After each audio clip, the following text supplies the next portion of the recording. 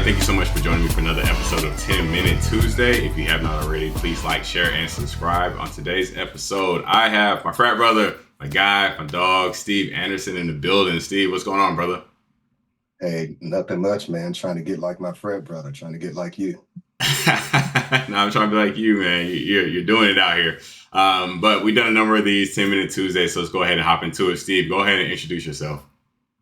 Yeah. I'm Steve Anderson. I'm out here on the West Coast. I've been out here for about 11 years now. And what brought me this way is to initially work into financial services and data analytics. I was working for the Memphis Grizzlies at the time in Memphis, Tennessee, and the NBA lockout happened. So I ended up coming out here to work in data analytics. So far, I've worked in sports, financial services, research, retail, and a couple of other industries. Occasionally, I teach at local universities in data analytics and data science and a couple of other areas. I also is occasionally, sometimes, a consultant to UCSF as well as the state of California, where I help them shape public policies to drive outcomes, whether it's healthcare outcomes or uh, healthcare expenditure, decreasing those, and how to use their resources to optimize those metrics. So all in all, that's what I've been doing out this way. Currently, I am at Teradata, and at Teradata, I am the Senior Director of Marketing, Data Science, and AI. I've been there. I've been there for about 6 months now, and the reason why I went over there is it has the same values that I have: uh, improving people's lives, diversity. Diversity is really huge at Teradata, as well as helping companies drive business outcomes. So that's what I do currently. That's awesome, Steve. So, I mean, you're doing a million things. You're like crushing it. You're killing it. And just, wow, fantastic start from Memphis all the way to the city in Cali and just doing a whole bunch of stuff, consulting and everything. But at a certain point, you had to get your start. So, what really compels you to get into data to begin with? Yeah, my start probably was a little different than most people. Uh, since Mother's Day was this week, I got to give my mother some credit. My mom, when I was really young, bought me a computer, and this was a time when computers weren't in households. You know, they was like $2,000 to $3,000. It came with the monitor, it came with the printer, the CPU, and the whole 9 yards. Uh, it's the time when we used to get these AOL CDs. This is actually AOL CD. Now that's my joke for that. It's not an AOL CD.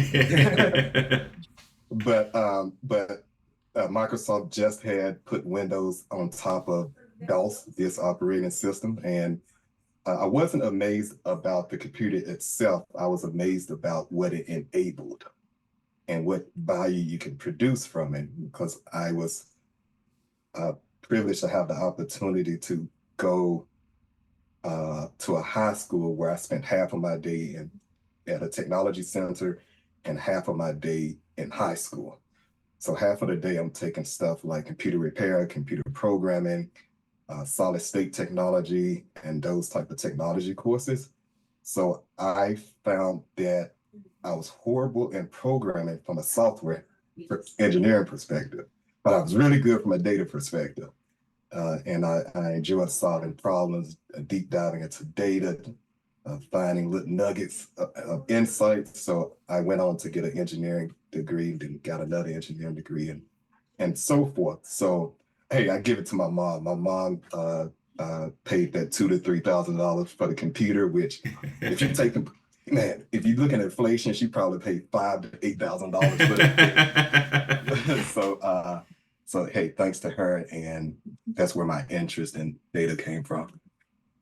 God, that's awesome. And that's really fascinating that the schooling aspect, half your day was in technology and then half your day was in, regular classes. So I'm actually gonna go a little bit off script on that. With your upbringing in the environment, do you feel like having that early start in primarily technology helped you kind of advance or understand kind of the landscape a little bit earlier than had you not had that exposure? Yeah, that exposure did two things. No, it actually did three things. First, it gave me early access to technology where I already mapped out what I wanted to do in my life. So as a kid, I knew I wanted to go to University of Memphis to get my computer engineering degree. I knew that I wanted to get a master's degree in engineering, and all of that was mapped out like very early in life. So I already had a plan.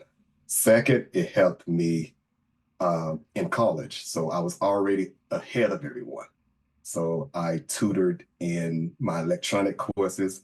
I was really good at physics because all of that is electronic theories like Ohm's law, Kirchhoff law, and all those different laws. So from a course perspective, I was already ahead of a lot of people and students. And then there's some third aspect that I lost my thought on, but yeah, getting an early start is really really important. Wow, that's like really awesome to hear. And I have a 3 year old, so hearing your like story, your journey, is relevant to me because my daughter, right? You think about education and Yeah, everything, and modern day stuff, right? So all this stuff is happening. So even I yeah. got a really big nugget out of that. So that's awesome. But moving back to your journey, right? So thinking about where you've been at, you're right. You've been at Teradata for 6 months, but there are some places that you were at before. And this doesn't have to necessarily be data related, but what has been your least favorite job that you've had to date? Say cool. Like I said, I'm about to name people like DMX did in that song. Hey, let me get my fingers up. We got no, just kidding. I don't really have a least favorite job. I think I learned something from every job. What I will say is what I enjoy doing is I like going to jobs that have challenges and problems because I like to solve problems. And I like to go places that have new initiatives.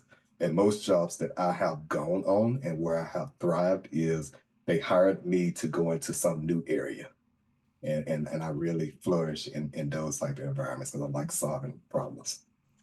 Love that. Love that perspective. Love that mentality, right? And it keeps you young, keeps you active, keeps your brain sharp.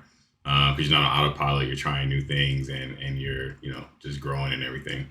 All right. So thinking about that, right? So to kind of piggyback on that, if your avenues and the jobs that you're taking come with the risk because you're trying something new. So thinking about some of the risk or some of the things, opportunities that you have, what would you consider your biggest failure with quotation marks around failure, and what did you learn from that experience? I have had a lot of failures. And when you are a optimistic worker or a professional, yeah, you're gonna fail a lot. Like so, say this is the perception of what's possible. I would take on a project that's a little higher than the perception of what's possible. So I would take on this here. And I remember this one particular project that I took on, and I was at the largest bank in the US, and it was a really large project. So we went into it, and the project ran long. And I noticed that we were using a lot of engineering resources. Engineering resources is really expensive. So it got to a point to where the cost of doing that was outweighing the benefits and the value that we was going to get in return. And then finally made the decision to, hey, let's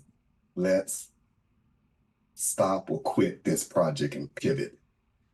And what I learned from that is failure is okay, but identifying it early is what's important and pivoting because you can kind of fail your way to success if you learn from it and pivot quickly. Don't keep going down the path. I know society always tell us don't quit, don't do this. Nah, sometimes you need to quit and go another route. Yeah, that's so true. That's so true. So I guess a follow up to that, and this is just my own curiosity. Have you found with failing, right? Quotation marks around failing, that you're able to identify when something is not going down the right path sooner because of experience? Or Yeah, yeah, that's the question. yeah, I think that in multiple phases of a project, you should look at what you're putting into it, and that's the resources, staff, your time, other people's time, uh, investment, like money, as well as what you're going to get from it. So you, in the beginning, you do that so that you're working on a high value project. Within it, you look at it and assess it again and see, hey, is this still true? And then on the tail end, you look at it to see what the actual ROI was. So you need to look at it on that full spectrum so that if you get into it, you know, hey, I need to pivot this because I'm no longer gonna, the benefits, the costs outweigh the benefits. Love that. Love that. That's awesome. Fantastic. So everything's metric driven, ROI, consumption, time, everything, right? We're measuring everything. We're in data, so we got to make sure that we're Yeah. providing value. All right, Steve. So what is one piece of advice you give someone who's just starting out in their career? The one piece of advice, I'm thinking the one piece of advice is, I could put it in one sentence, work on both your soft skills and your hard skills. This is a very unique field, the data industry. There's so many paths that you can go down. And in the soft skill category, that those are things such as your communication skill. Can you tell a compelling story? Can you talk about something that's complex in a simple manner? Your problem solving skills. Can you define a problem, identify a solution, and measure the results of that? Conflict resolution. People don't like embracing conflict, but this is what I tell people.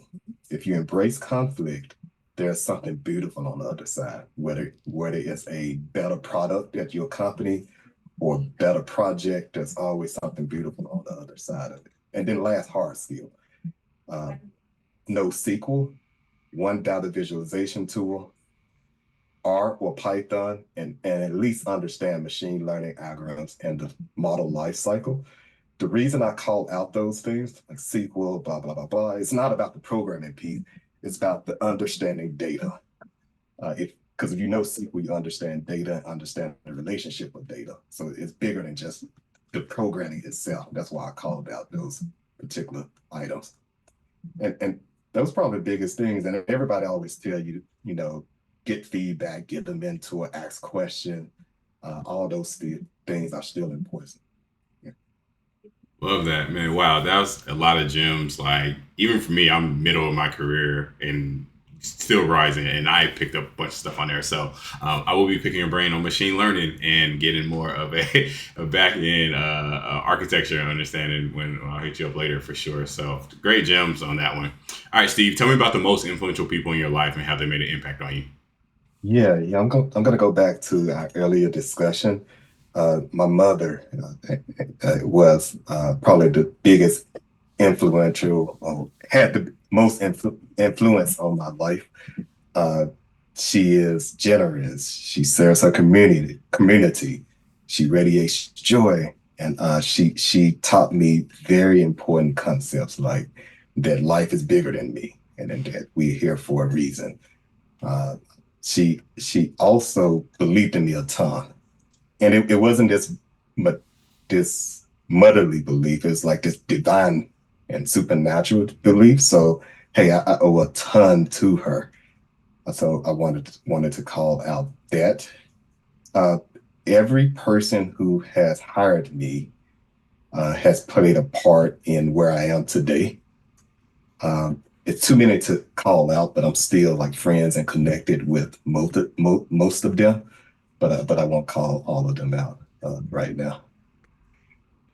Love that. Love that. Great answer. And yeah, shout out to moms. They're great, right? They see something in us, like they're supposed to be happy and kind and all this stuff. But then when they really like believe in you and say you can do it, and when it's definitely divine, like given, you can feel the energy and the presence of God all around on that. It's fantastic. And I think that's really awesome that you shout out people who hired you because they didn't have to hire you, right? They could have taken a chance and hired someone else, but there are times where, they took a chance on us. So I think that's absolutely fantastic.